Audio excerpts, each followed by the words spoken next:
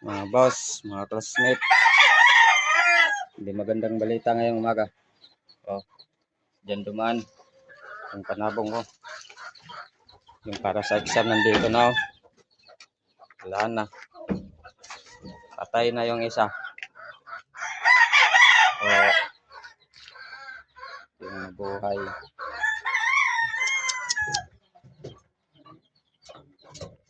Boss. No kondisyon. Wala.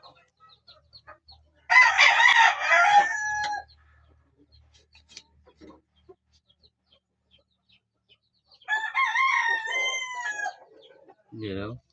Diyan lumusot.